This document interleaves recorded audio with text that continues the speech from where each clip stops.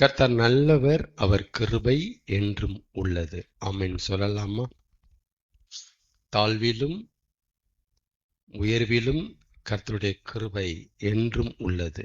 ஆமென் சொல்லுங்க. கர்த்தர் நல்லவர்.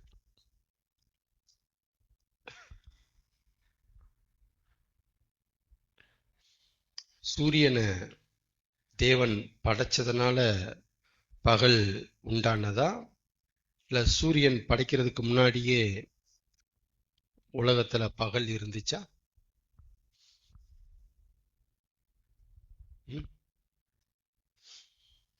சொல்லுங்க. சூரியனை தேவன் வானத்துல வச்சதுக்கு அப்புறம் பகல் பொழுது உண்டாச்சா, இல்ல சூரியனை தேவன் படைக்கிறதுக்கு முன்னாடியே பகல் இருந்துச்சா? இது பைபிள்ல இருக்கிற முதல் புஸ்தகத்துல முதல் அதிகாரத்துல தான் இருக்குது. நான் கேட்கறது யாருக்கா தெரியுமா? ஆமா. சூரியன் படைச்சதுக்கு அப்புறம் பகல் வந்துச்சா, சூரியனை படைக்கிறதுக்கு முன்னாடியே பகல் இருந்துச்சா? தேவன் வெளிச்சம் உண்டாக்கடவுது என்றார், வெளிச்சம் உண்டாயிற்று. தேவன் வெளிச்சத்தையும் இருளையும் வெவ்வேறாக பிரித்தார், அது அப்படியே ஆயிற்று. தேவன் வெளிச்சத்திற்கு பகல் என்று பெயரிட்டார். வெளிச்சத்துக்கு தேவன் பகல் என்று பெயரிடும் பொழுது சூரியன் இருந்துச்சா? இருந்துச்சா? சூரியனை அப்ப தேவன் படைக்கல. அவர் வெளிச்சத்தையும் இருளையும் ரெண்டா பிரிச்சதுக்கு அப்புறம்தான் நாளே உண்டாகுது. அது வரைக்கும் டேஸ் கணக்கே இல்லை. சாயங்காலமும் விடியற்காலமும் ஆகி முதலாம் நாள் உண்டாயிற்று. சொல்லுங்க. ஆகி இந்த முதலாம் நாள் உண்டாயிற்று சொன்னார் இல்லையா? அப்ப சூரியன் படைக்கப்படவில்லை. தெரியுமா? இதெல்லாம் முதல் அதிகாரத்திலே இருக்கு. சூரியன் அப்ப இல்லை.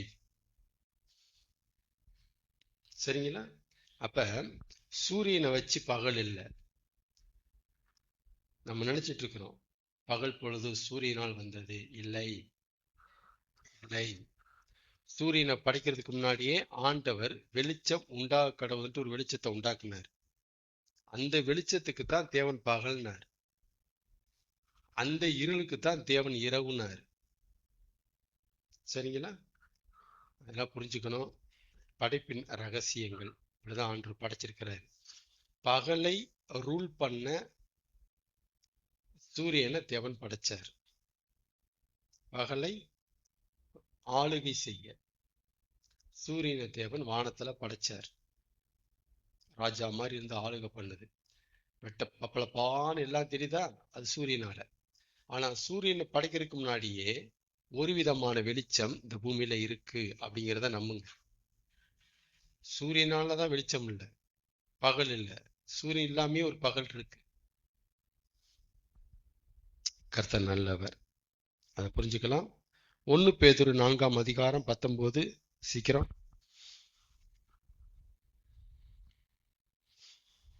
1 பேதுரு 4ஆம் அதிகாரம் 19.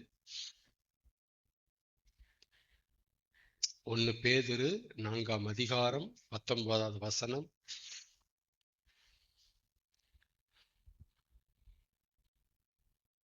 பெரும்பாலும் இப்படிதான் நினைச்சிருக்கிறாங்க, சூரியனை படைச்சதுக்கு அப்புறம் தான் பகல் வந்துச்சு பிரதர்ன்பாங்க. கவனமா இருக்கணும். சூரியனை படைக்கிறதுக்கு முன்னாடியே பகல் இருந்துச்சு.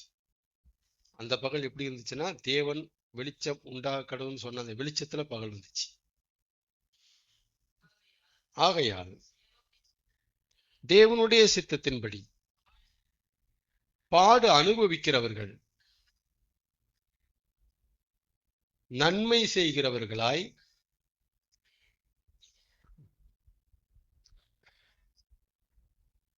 தங்கள் ஆத்துமாக்களை உண்மையுள்ள சிருஷ்டி கர்த்தாவாகிய அவருக்கு ஒப்பு கொடுங்கள். அப்படி இல்லை, ஒப்பு கொடுத்தா நல்லதுன்னு சொல்லல. எப்படி சொல்றாரு பேதுரு? ஒப்பு கொடுக்க கடவர்கள், ஆர்டர். இதுல வந்துட்டு ஆப்ஷனே கிடையாது. நீ செய்யலாம், நான் செய்யலாம், நீ செய்ய வேண்டாம் அப்படிலாம் கிடையாது. செஞ்சா செஞ்சுக்கலாம் அப்படின்னு கிடையாது. செய்யணும். கடவர்கள் அப்படின்னா வேற வார்த்தையை அதுக்கு மேல பேசக்கூடாதுன்னு அர்த்தம். உண்டாக கடவது அப்படின்னா வேற வார்த்தை கிடையாது, உண்டாகணும் அப்படின்னு அர்த்தம். கடவர்கள் அப்படின்னா கடைபிடிக்கணும். அப்படித்தான் நீங்க செஞ்சுதான் ஆகணும் அர்த்தம். சட்டம் அது, ரூலா பேசுறாருன்னு அர்த்தம். ரூல் அது. கடவர்கள் எதை ஒப்பு கொடுக்கணுமா? எதை ஒப்பு கொடுக்கணுமா? ஆத்துமாக்களை. சரிங்களா? கையை காலை ஒப்பு கொடுக்க கூடாது. சரீரங்களை ஒப்பு கொடுக்க கடவர்கள்ட்டு ஒப்பு கொடுங்கன்ட்டு ரோமர் 12:1 சொல்லியிருக்கு. பட் அது டைரக்டா பண்ண முடியாது. ஆத்துமாக்களை ஒப்பு கொடுக்கணும். சரி, சொல்ல வர பாயிண்ட் என்னன்னா, தேவன் நம்மளை கவனிங்க, என்ன தேவன் நம்மளை அவர்கிட்ட ஒப்படைக்க சொன்னாரா, ஒப்பு கொடுக்க சொன்னாரா? கர்த்தர் நம்மளை அவரிடம் ஒப்படைக்க சொன்னாரா, ஒப்பு கொடுக்க சொன்னாரா? ஒப்படைக்கிறதுனா என்ன, ஒப்பு கொடுக்கறதுனா என்ன? என்னது? ஒப்படைக்கிறதுனா கொஞ்ச காலம் காரியங்களை அவர்கிட்ட ஒப்படைக்கிறது. இதை கொஞ்சம் பார்த்துக்குங்க, நான் அப்புறமா வந்து வாங்கிக்கிறேன். இது வந்து ஒப்படைக்கிறது. சரிங்களா? ஒப்பு கொடுத்தல் அப்படின்னா திரும்பலாம் வாங்க முடியாது. திரும்ப வாங்க முடியாது. ஒண்ணு. ரெண்டாவது என்ன வித்தியாசம் அப்படி புரிஞ்சுக்குங்க. ஒரு பொருள் நம்ம ஒப்படைச்சிட்டோம்னா அந்த பொருள் மேல நமக்கு இன்னமும் அதிகாரம் இருக்கு. நம்ம இஷ்டப்படி அவங்க அதை பார்த்துக்கணும். என்ன இஷ்டப்படி? கொஞ்சம் பத்திரமா பார்த்துக்கணுங்க. நான் போயிட்டு ஒரு 2 நாள்ல வந்துடுவேன். நான் கொஞ்சம் வீட்டை பத்திரமா பார்த்துக்குங்க, கொஞ்சம் கடையை பத்திரமா பார்த்துக்குங்க, எதுவும் கோளாறு நடந்துடக்கூடாதுங்க, ஒப்படைச்சு தான் போறேங்க. இதான் அது. அப்ப அந்த கடை பாதுகாப்பா இருக்கணும், இப்படி இருக்கணும், அப்படி இருக்கணும்ட்டு நம்முடைய கை அந்த விஷயத்தின் மேல இன்னும் இருக்குன்னு அர்த்தம். நம்ம விருப்பத்தின்படி தான் அவங்க பார்த்துக்கணும். அதை தான் ஒப்படைக்கிறது. நம்ம விருப்பத்தின்படி நம்மளை நம்ம கொடுக்கிற ஒப்படைக்கிற காரியத்தை அவங்க பார்த்துக்கணும். சரிங்களா? இந்த பைக் பார்க்கிங் இருக்கு இல்லையா, பைக் பார்க்கிங்ல போய் பைக்கை ஒப்படைக்கிறீங்களா, ஒப்பு கொடுக்குறீங்களா? ஒப்படைக்கிறீங்க. அப்படிலாம் என்ன அர்த்தம்? ஒரு 2 ஹவர் ஆகும். நான் கடையில் போய் பர்ச்சேஸ் பண்ணிட்டு, சரவணா ஸ்டோரில் பர்ச்சேஸ் பண்ணிட்டு வர்ற வரைக்கும் இந்த பைக்குக்கு திருடு போகாமல் நீங்கள் என்ன செஞ்சுக்கணும், பார்த்துக்கணும். திருடு போச்சுன்னா நீங்கள் தான் பொறுப்பு. சரிங்களா? கேஸ் போட்டுருவோம். அப்போ ஒப்படைக்கிறோம் அப்படின்னா அதுல நம்முடைய தலையீடு இன்னும் இருக்குன்னு அர்த்தம். அதுதான் ஒப்படைத்தல். சரிங்களா? ஒப்பு கொடுத்தல் அப்படின்னா என்னது? அர்த்தம் நமக்கு தெரியாது, அதனால திரும்பி பேச வேண்டியிருக்கு. இது என்னன்னே தெரியாது. ஒப்பு கொடுத்தல் என்னது? பிரதர் ஒப்பு கொடுங்க பிரதர். சித்தத்துக்கு ஒப்பு கொடுங்க பிரதர். கேள்விப்பட்டிருக்கீங்களா? சித்தத்துக்கு ஒப்பு கொடுங்க. கர்த்தருக்கு ஒப்பு கொடுங்க பிரதர். ஒப்பு கொடுத்தல் என்னது? ஒப்படைத்தலுக்கும் ஒப்பு கொடுத்தலுக்கு என்ன வித்தியாசம் இருக்கு? ஒப்பு கொடுத்தல்னா திரும்ப வாங்க முடியாது, நம்பர் 1. ரெண்டாவது, நம்முடைய தலையீடு அதுல இருக்காது. ஒப்பு கொடுத்தல்னா சரியான மீனிங் என்னன்னா, உங்க இஷ்டத்துக்கு என்ன வேணாலும் நீங்க பண்ணிக்கலாம். சொல்லுங்க. குயவன் கையில மண்ணு ஒப்படைக்கப்படுவதில்லை, ஒப்பு கொடுக்கப்படுகிறது. எல்லாரும் சொல்லலாமா? குயவன் கையில மண்ணானது ஒப்படைக்கப்படவில்லை, ஒப்பு கொடுக்கப்படுகிறது. அப்படின்னா குயவன் தன் மனம் போல, தன் இஷ்டம் போல அந்த மண்ணை அவன் வணைகிறான். மண்ணுக்கு குயவன் மேல அதிகாரமே இல்லைங்க. மண்ணு கேள்வியே கேட்க முடியாது. அது பேர் தான் ஒப்பு கொடுத்தல். ஆமென். இப்ப ஆண்டவர் நம்மளை ஒப்படைக்க சொல்றாரா, ஒப்பு கொடுக்க சொல்றாரா? 1 பேதுரு 4:19 என்ன சொல்லுது? உண்மையுள்ள சிருஷ்டிகர்த்தாவாகிய அவர் அவர் அவருக்கு உங்கள் ஆத்துமாக்களை ஒப்பு கொடுக்க கடவர்கள். என்ன சொல்லியிருக்கிறாரு? ஒப்பு கொடுத்தா என்ன அர்த்தம்? என்ன அர்த்தம்? நீங்க உங்க ஆத்துமாவை ஒப்பு கொடுத்துட்டீங்கன்னா நீங்க அவர்கிட்ட இப்படி பண்ணுங்க அப்படி பண்ணுங்கன்ட்டு சொல்றதுக்கு உங்களுக்கு ரைட்ஸே கிடையாது. நாம ஒரு ஒரு ஒரு ஒரு நிகழ்வை, ஒரு காரியத்தை, ஒரு விஷயத்தை ஒப்பு கொடுக்கவே யோசிப்போம். அந்த மாதிரி பழக்கங்களே நம்மகிட்ட கிடையாது. சித்தத்துக்கு ஒப்பு கொடுங்க பிரதர் அப்படின்னாலே நம்ம சித்தத்துக்கு அவரை ஒப்பு கொடுக்க அவரை இழுப்போம். அதான் நம்ம பழகி வச்சிருக்கிறது. சித்தத்துக்கு ஒப்பு கொடுங்க பிரதர் அப்படியே என்ன அர்த்தம்? இந்த காரியத்துல நீங்க என்ன நினைச்சிருக்கீங்களோ அதன்படி நடக்கட்டும். இதான் ஒப்பு கொடுத்தல். நம்ம அப்படியே ப்ரேயர் பண்றோம். சித்தத்துக்கு ஒப்பு கொடுங்கன்னா இதான் அர்த்தம். கர்த்தருக்கு உங்களை ஒப்பு கொடுங்க பிரதர்னா இதான் அர்த்தம். ஆமீன். ஒப்பு கொடுக்கலாமா? தேவன் நம்மளை ஒப்படைக்க சொல்லல, ஒப்பு கொடுக்க சொல்லியிருக்கிறார். நம்பர் 1. 2வது, ஒப்பு கொடுக்கலாம், ஒப்பு கொடுக்காம கூட போகலாம், அப்படி சொல்லல. ஒப்பு கொடுக்க கடவர்கள். ஒப்பு கொடுங்க, ஒப்பு கொடுங்க, அப்படிதான் ஆண்டவர் பேசுறார். கர்த்தர் நல்லவர். எத்தனையோ தடவை நாம மனுஷங்களை கண்மூடித்தனமா நம்பி ஏமாந்திருக்கிற அனுபவம் எல்லாருக்கும் இருக்கா? எத்தனையோ தடவை. அங்க போன அவர் நம்மளை ஏமாத்த மாட்டாரு, கரெக்டா இருக்கும், மட்டன்னா வச்சுங்களேன், மட்டன்னா அந்த கடையில் போனா சூப்பரா இருக்கும் அப்படின்ட்டு எத்தனை போய் வாங்கி நம்ம ஏமாத்திருக்கிறோமா?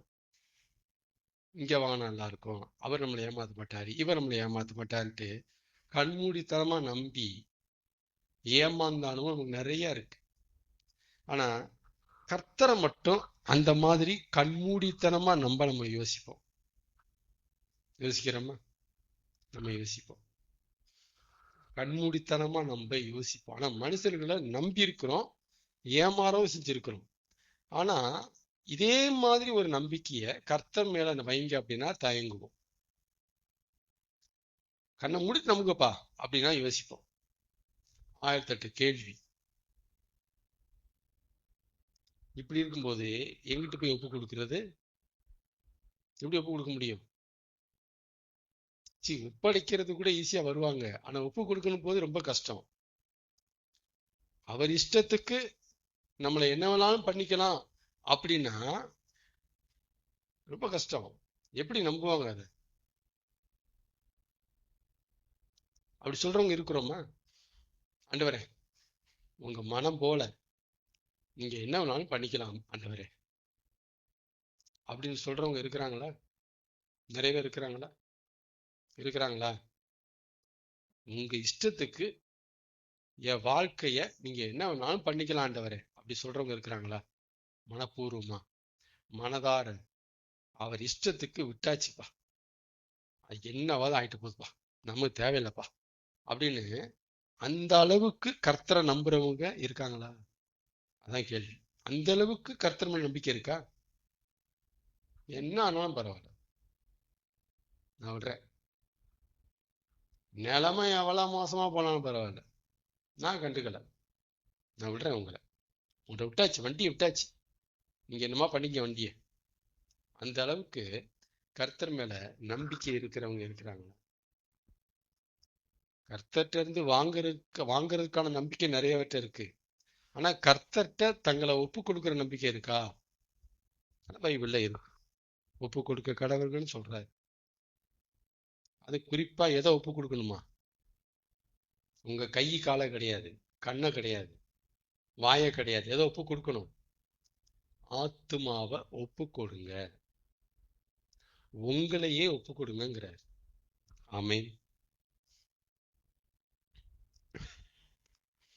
அப்போஸ்தலர் நடவடிக்கைகள் அப்போஸ்தலர் நடபடிகள் 13ஆம் அதிகாரம் வாசிக்கலாம். அப்போஸ்தலர் நடபடிகள் 13ஆம் அதிகாரம், சீக்கிரம் எடுங்க, 48வது வசனம்.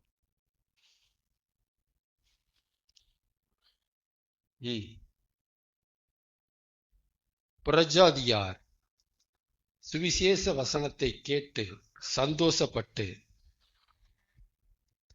கர்த்தருடைய வசனத்தை மகிமைப்படுத்தினார்கள். யாரு? அந்நிய ஜாதியார், இஸ்ரவேலர் கிடையாது, புறஜாதியார், புற கடவுளை வணங்குகிறவர்கள்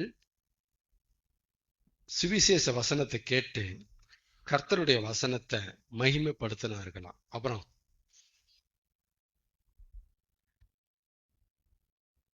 பரலோகத்துக்கு நியமிக்கப்பட்டவர்கள் எவர்களோ அவர்கள் எல்லாரும் சேர்ந்து இந்த வசனத்தை சொல்லுங்க. அது இல்ல, நித்திய ஜீவனுக்கு நியமிக்கப்பட்டவர்கள் எவர்களோ அவர்கள் விசுவாசித்தார்கள். நம்ம அதை கவனிக்க தவறின ஒரு கோணம், நம்ம மிஸ் ஆயிட்ட ஒரு பார்வை. நியமிக்கப்பட்டவர்கள் எவர்களோ அவர்கள் விசுவாசித்தார்கள். அப்படித்தானே வசனம் இருக்கு? அப்படித்தானே இருக்கு? நான் சொல்ற மாதிரி இருக்காங்க, செக் பண்ணிருங்க. எவர்கள் விசுவாசித்தார்களோ அவர்கள் நியமிக்கப்பட்டார்கள். அப்படி இருக்கா வசனம்? எப்படி இருக்கு? நித்திய ஜீவனுக்கு நியமிக்கப்பட்டவர்கள் எவர்களோ அவர்கள் விசுவாசித்தார்கள். இப்படிதான் வசனம் வருது. எவர்கள் விசுவாசித்தார்களோ அவர்கள் நித்திய ஜீவனுக்கு நியமிக்கப்பட்டார்கள். இப்படி வசனம் இருக்கா? அப்ப என்ன அர்த்தம்? அப்படின்னு என்ன அர்த்தம், இப்படின்னு என்ன அர்த்தம்?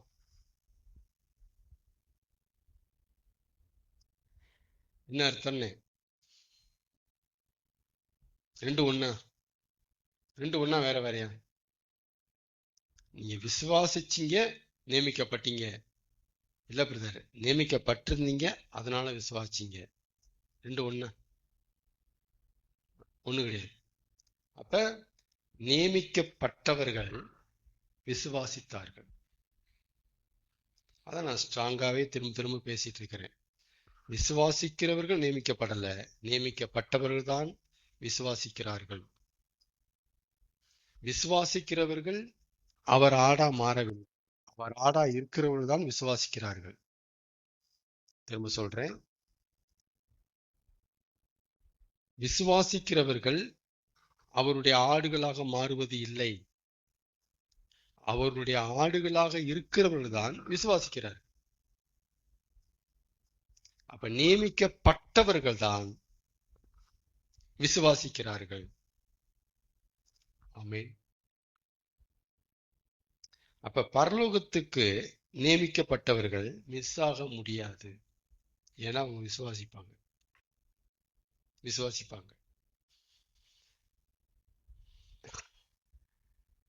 அவர் ஆடுகள் நியமிக்கப்படாமல் இருக்க முடியாது. ஒரு கோர் ட்ரூத். அவருடைய ஆடுகளா பிறந்தவங்க நித்திய ஜீவனுக்கு நியமிக்கப்படாமல் இருக்க முடியாது. அப்படி நியமிக்கப்பட்டவர்கள் விசுவாசிக்காமல் இருக்க முடியாது. ரிவர்ஸ் கேர் எடுத்து வரணும், நல்லா புரியும். முடியாது.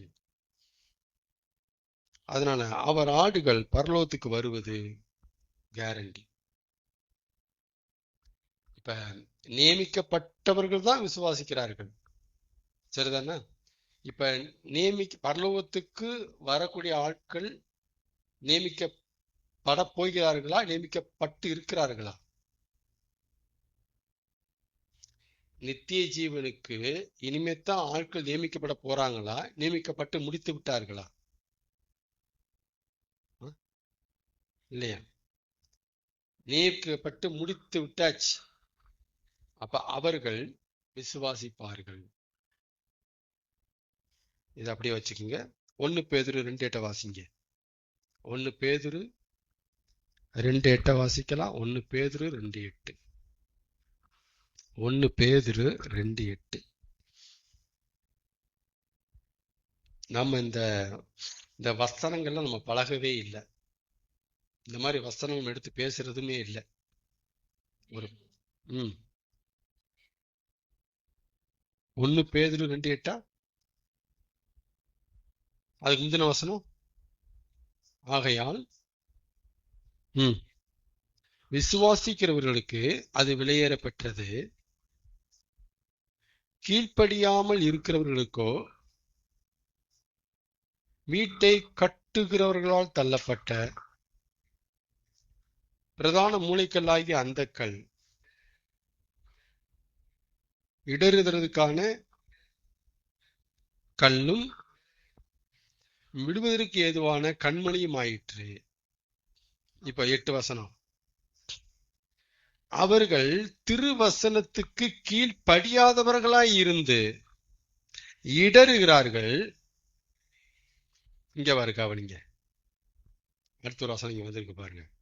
அதற்கென்றே நியமிக்கப்பட்டவர்களாயும் இருக்கிறார்கள். 2 பக்கமும் ஆண்டு பேசுறாரு.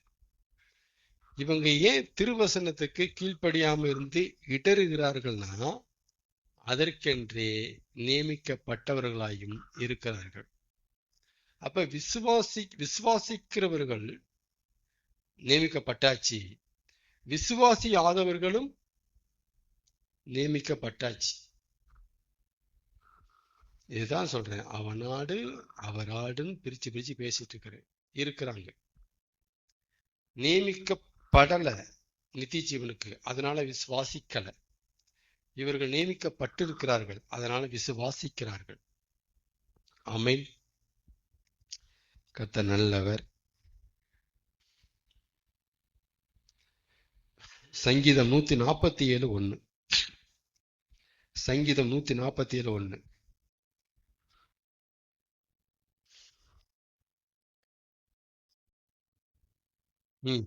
அப்படியா வந்திருக்கு? 147:1.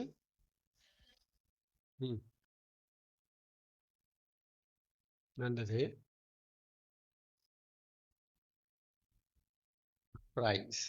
துதித்தலே இன்பமும் ஏற்றதுமாயிருக்கிறது.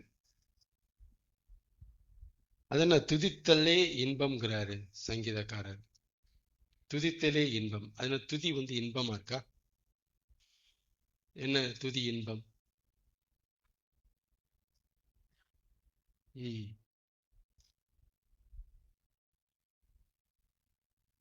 பாடல் பாடினா ஒரு சந்தோஷம்.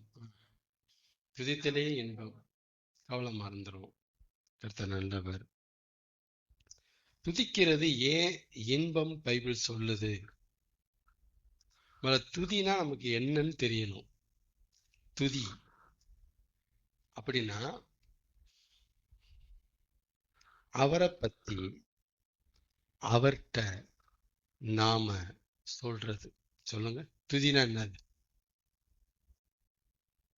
அவரை பத்தி அவர்கிட்டயே சொல்றது. நீங்க நல்லவர் அப்படின்னு அவரை பத்தி அவர்கிட்டயே சொல்றது. நீங்க அவரை பத்தி அவர்கிட்டயே சொல்லும் போது உங்களுக்கு டிஃபால்ட்டாவே ஒரு சந்தோஷம் இருக்கும். அவரை பத்தி நீங்க அவரை பத்தி அவர்கிட்ட சொல்லி பாருங்க.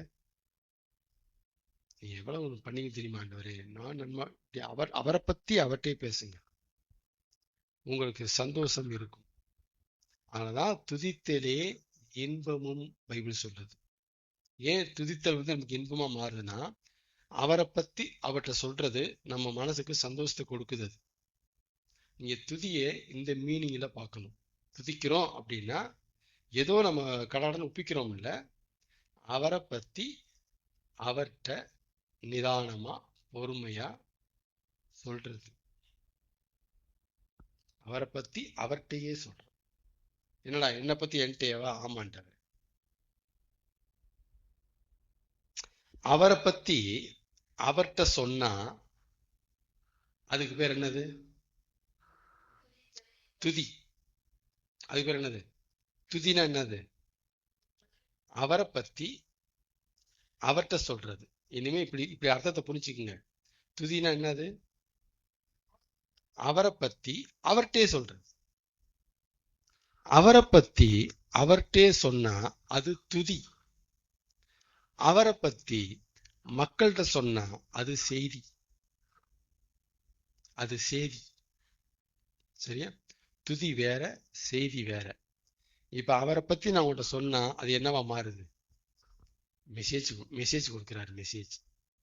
மெசேஜ். அவரை பத்தி நான் உங்ககிட்ட பேசினா அது செய்தி. அவரை பத்தி அவர்கிட்ட சொன்னா அது துதி. நல்லா நைட்டு போய் துதிக்கும் போது இதை புரிஞ்சுக்கிட்டு துதிங்க. கடகடன்னு ஒப்பிக்காதீங்க. அவரை பத்தி அவர்கிட்டே சொல்லுங்க. நான் சொல்ற மாதிரி செய்யுங்க. உங்க கண்டிப்பா அந்த வசனம் நிறைவேறும். துதித்திலேயே இன்பம். ஆமா, இன்பமா தான் இருக்கும். நான் சொல்ற மாதிரி பார்த்து நீங்க அவர்கிட்ட பேசி பாருங்க, புரியும். நம்முடைய தேவைகளை தெரிஞ்சவர்கிட்ட நம்ம தேவைகளை சொன்னா அது ஜெபம். ஜெபங்கிறது என்னது? நம்ம தேவைகளை தெரிஞ்சிருக்கிற ஆண்டவர்கிட்ட நம்ம தேவைகளை சொல்றது என்னது? ஜெபம். ஜெபம். நம்ம தேவைகளை தெரிஞ்சிருக்கிறார் அவர். நம்ம தேவைகளை தெரிஞ்சிருக்கிறவர்கிட்ட நம்ம தேவைகளை சொன்னா அது ஜெபம். ஆண்டவரே இது வேணாம், ஆண்டவரே ஆண்டவரே அது வேணும், ஆண்டவரே. இதெல்லாம் நம்முடைய தேவைகளை சொல்றோம். ஆனா நம்ம தேவையில் என்ன பண்ணியிருக்கிறார்? தேவன் தெரிஞ்சிருக்கிறார். அது ஜெபம். அவருக்கு தெரிஞ்சிருக்கிறவைகளை நம்மகிட்ட அவர் சொன்னால் அது வெளிச்சம். அது வெளிப்பாடு. அது ரகசியம். நமக்கு நம்முடைய தேவைகளை தெரிஞ்சிருக்கிறவர்கிட்ட நம்ம தேவைகளை சொன்னா அது ஜெபம். அவருக்கு தெரிஞ்சிருக்கிறவைகளை நம்மகிட்ட அவர் சொன்னா அது வெளிப்பாடு. அது வெளிச்சம். என்ன சொல்ற புரியுங்களா? வித்தியாசம் இருக்கு. அப்ப கவனிங்க. அவரை பத்தி நாம அவர்கிட்ட சொன்னா அவரை துதிச்ச மாதிரி ஆயிருது. ஒரு பக்கம் நமக்கு சந்தோஷம் கிடைச்ச மாதிரி ஆயிடுது. நம்பலாமா சொல்றத? ஒரு பக்கம் நமக்கு சந்தோஷம் கிடைக்குது, இன்னொரு பக்கம் அவரை துதிச்ச மாதிரி ஆயிடுது. இன்னைக்கு நான் ஆண்டரை துதிச்சேன் பிரதர், எனக்கு சந்தோஷமும் கிடைச்சது. ஒரு கல்ல அவரை துதிக்கிறோம், சேம் டைம் நமக்கு சந்தோஷமும் கிடைக்குது.